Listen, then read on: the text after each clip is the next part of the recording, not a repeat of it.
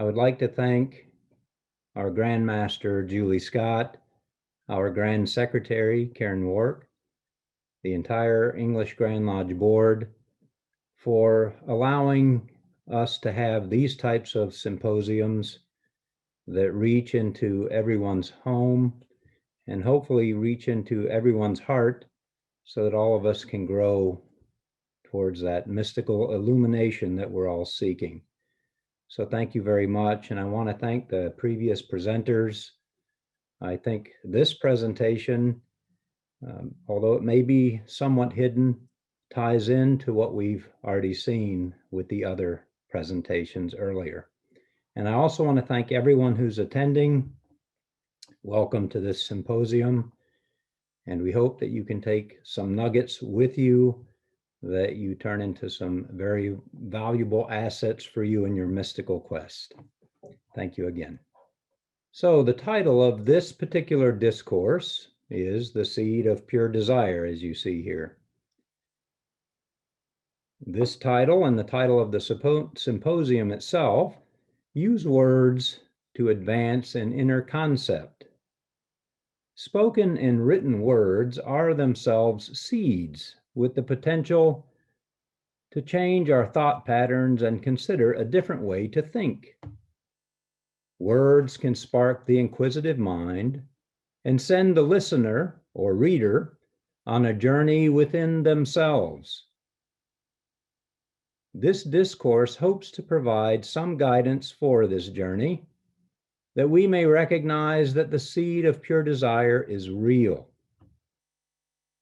Redirecting thought with word or other symbolism, as shown in the last discourse, is sometimes the only way for a higher concept to be recognized.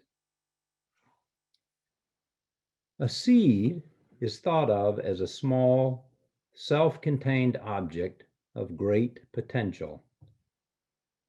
When planted, a marriage of sort occurs between this seed, the terrestrial world, and vital life force, allowing for its potential to break through the boundaries of the seed and the terrestrial matter on its way for a greater life to emerge. We too live in a world of boundaries, and we too are planted in this terrestrial world. Imbued with vital life force, our thoughts can probe the inner boundaries of consciousness and emerge into a greater life. We tend to see things as already there. So if we walk into a forest as seen in this slide, or attend a lodge or church, or even step into our workplace and so on, we experience what seems to be a static feature. Our consciousness works this way, but we can see with our mind, our inner mind, a realization of a history, a future, work and desire that allows what we are experiencing to become what it is. Behind all that exists is a power, a desire to be. Give thanks to that which is there, for that creative energy that allows it to manifest to us. As static as it may seem, the scene is pulsating with the desire, the seed of desire, moving through the advancement of being, just like we are.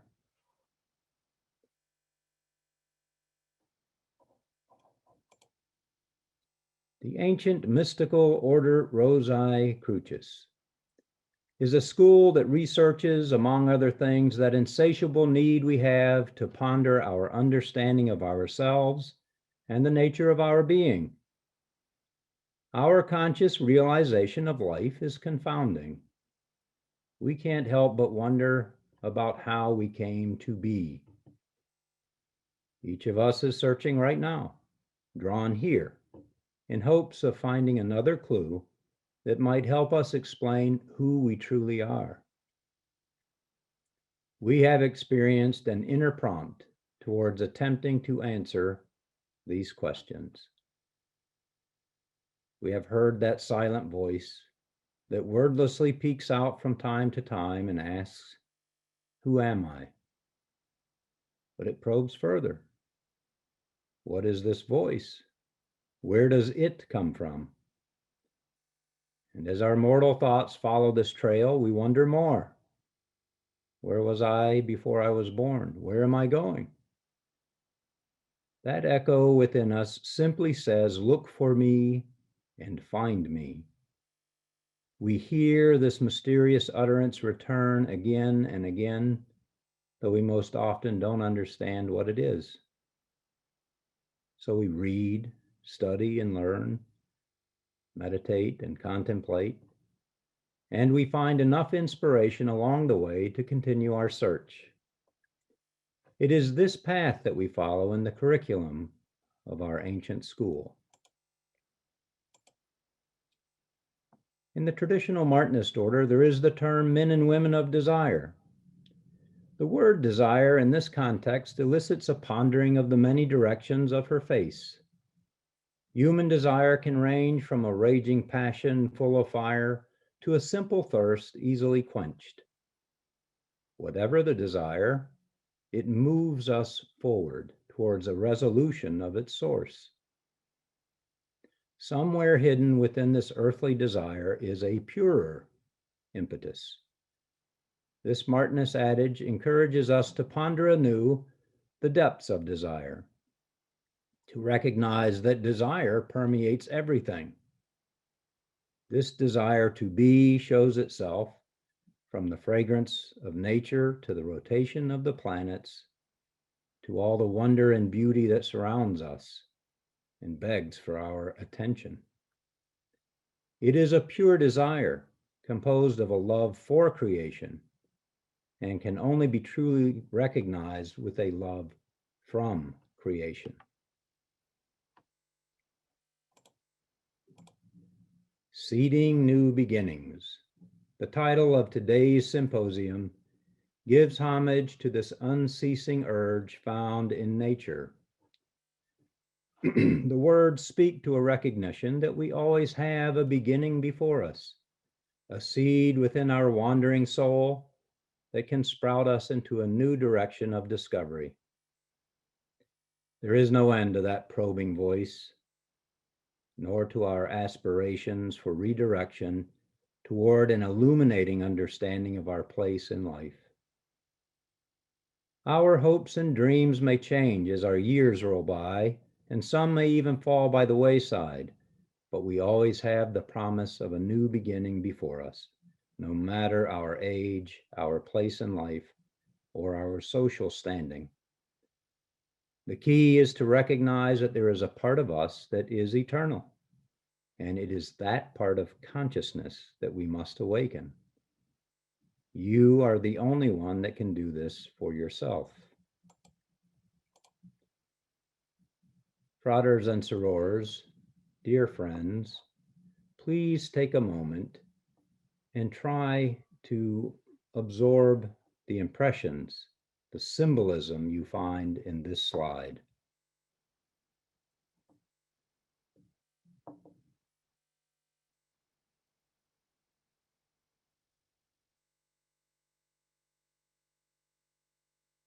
And when you're ready,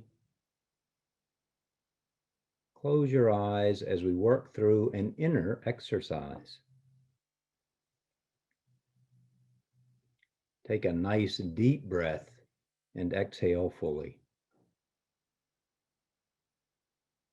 Do this as often as you wish and relax into yourself. As you hear the following words, acknowledge that words have a physical presence and also a non-physical evoking power behind their intention. Allow the words to settle within you, that you might experience the alchemical process of allowing their intention to reach the core of your being. And with your eyes still closed, listen. We each take that first breath, and with this seed, a transcendent union occurs between physical and non-physical worlds. Endowed with a universal force, we awaken with the light of consciousness and begin this shared human journey. This seed is a directive power that attunes our body to the intelligence of the cosmos, allowing it to function and allowing us to perceive it. This higher intelligence is attached to every cell, selflessly committed to our being throughout life. Our own traditions and material beliefs shroud this truth, but that truth is always there, waiting to be uncovered, even when our objective mind wanders away. We are joined through life with this seed by a sacred oath. That seed of desire is committed to us, and it will never leave. We are bound to being's effort to be, and to being there has never been a beginning. Deep within us is that pure desire of being that has taken root in our consciousness. It propels us towards mastering our lives and allows us to peek over the next horizon, even beyond this life we know, for greater things to come. Hidden within every breath, she animates us.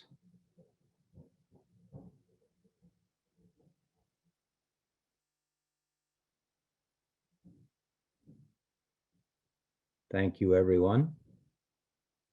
You may open your eyes now if you wish.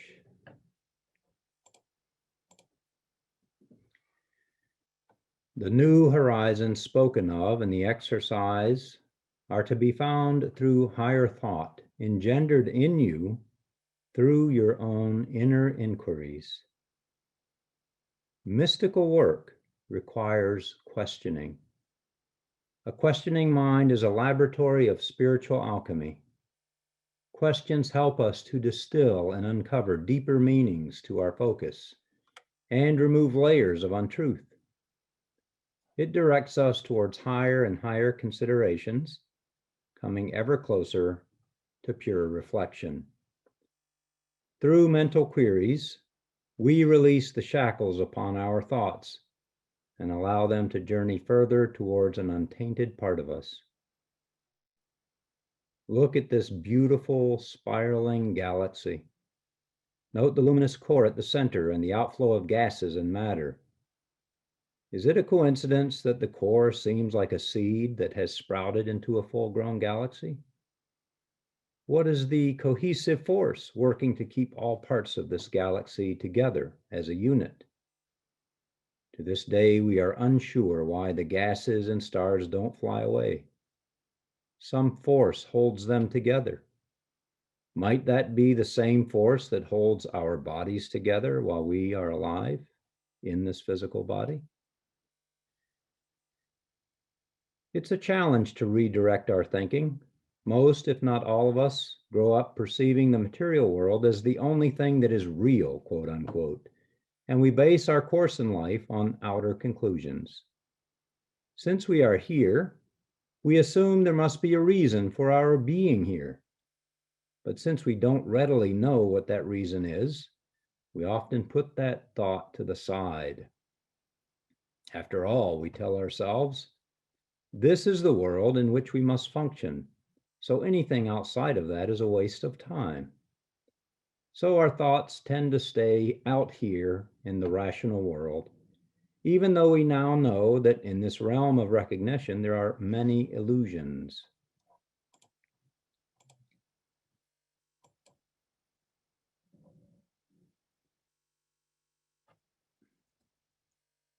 An exercise that can help us to lessen the dominance of the outer self is that of reducing the use of the word I in speech and in writing. It takes getting used to, and as you practice it, It will force you to think about how often the ego strives to bring attention to itself. There are a few examples here in this slide. Work with this exercise. It doesn't mean that you never say I. It just means you bring attention to the inclusiveness of the divine that is in you, rather than dominating and bringing attention to the ego self. You'll be surprised. Work with this daily and watch how it will change your focus. I know that I know nothing. This is Plato's account of an event in the life of Socrates, who realized he was the wisest of the wise because although he believed he knew nothing, he knew that he knew nothing. Others knew nothing, but thought they knew something. Socrates was one of the greatest thinkers of civilization, and yet he stated that he knew nothing. If such a great mind knows nothing, how would there be hope for any of us? Perhaps he meant that we could have great worldly knowledge, but it is the knowing of self that we must come to learn. This requires a different type of learning and thinking. Knowledge of self is a never-ending quest, and it requires us to lower the guards of our wonderful but overpowering physical ego and allow a divine knowledge to become the dominant guide in life. We experience invisible things like thought, memory, love, hate, courage, fear, and we can go on, dreaming, inspiration, many other inner realities that are non-physical. These are the elements that are actually closest to us and mean the most to us. The invisible experience remain in our consciousness and with our soul personality as it makes its way through incarnations and thus deserves our attention. The most important elements of life seem beyond our control. Our very existence fits into this category. Not only does our physical body maintain itself through an autonomic system beyond our objective thought, but also our consciousness arrived seemingly beyond our control. We may conclude from this line of thought that there is some thing or greater power that is behind our existence, something that grants us this privilege of conscious life. Now, naturally, we look for objective empirical evidence of this possible creator through our advancing scientific inquiries, where the element of consciousness is often ignored. When astronomers, as an example, look out into the cosmos, they look for physical things that will bring familiarity to our conscious experience. Space telescopes now allow us to peer into the void, looking for other planets, suns, and galaxies. We search for that beginning of this universe and ponder how it might end. We wonder if there are other creatures out there like us or otherwise. We have found marvelous ways to gather information on the history of what we see, the atmosphere of planets so far away that we can't directly see them. And from various data such as this, we can estimate a time as to when our universe began. These great achievements fill us with awe and wonder. However, these discoveries, all of them, depend upon consciousness.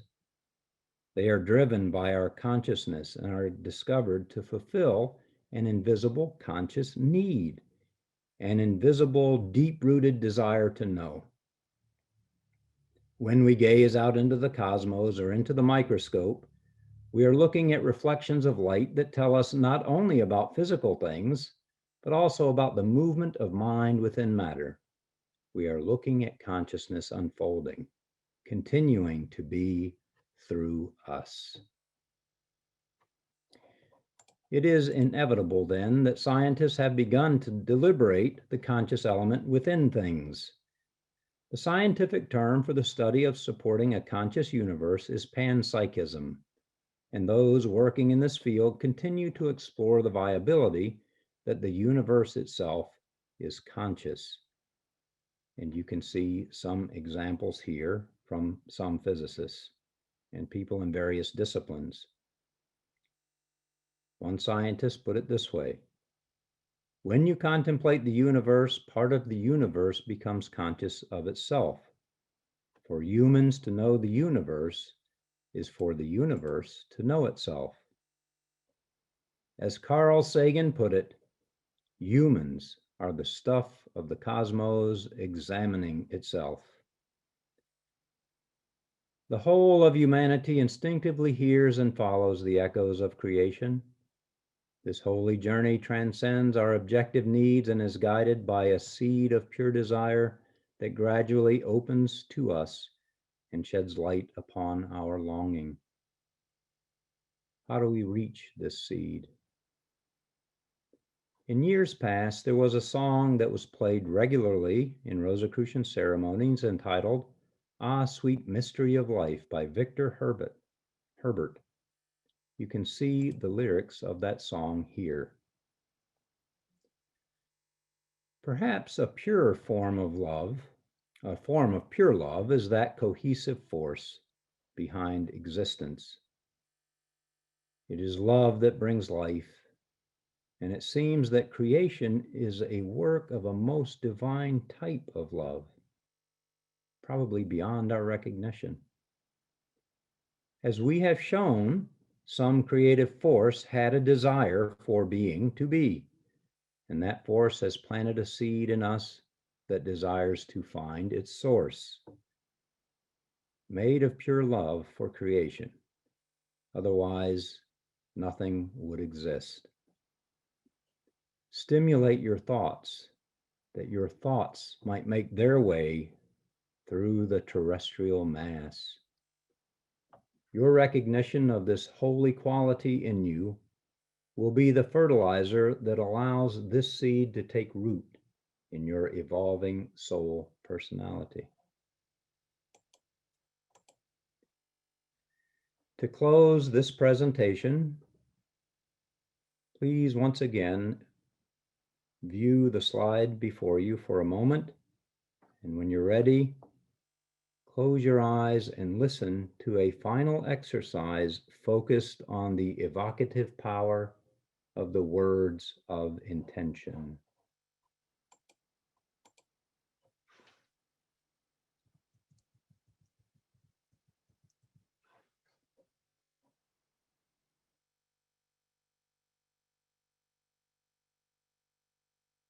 And now, with your eyes closed, listen. Who is it that talks to us through our time? What is it that gives us this life to define? Since words come to us within our mind, will a speaker appear from somewhere divine? Someday, our last breaths will come to call. We should cherish each one and all. We gave little thought when our breaths seemed abundant. Yet if divine at the end, we remain triumphant.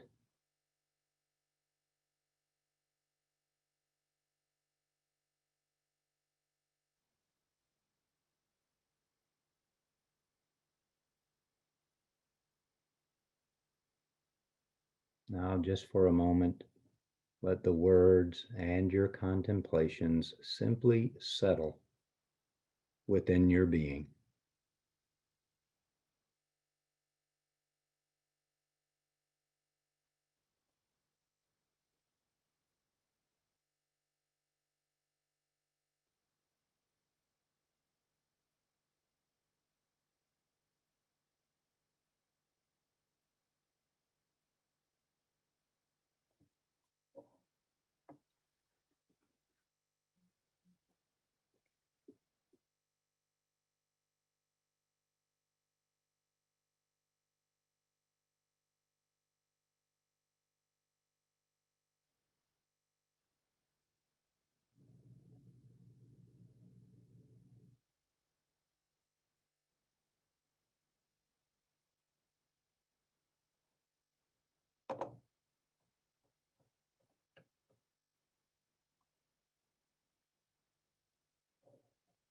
And when you are ready, fratres and sorors, dear friends, you may open your eyes.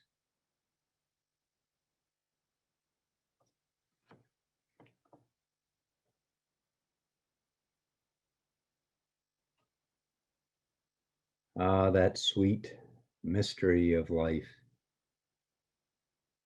Our contemplation of this great gift is the spiritual alchemical process leading us to discover it. Listen to that intangible inner life. Learn to honor your inner oath with her, rather than attempting to dominate her desire to be. We can work our way to her nameless, formless purity and bathe in that deep-rooted seed of pure desire. Listen beyond your senses, dear friends, and allow that seed of pure desire to take root in your life. Thank you.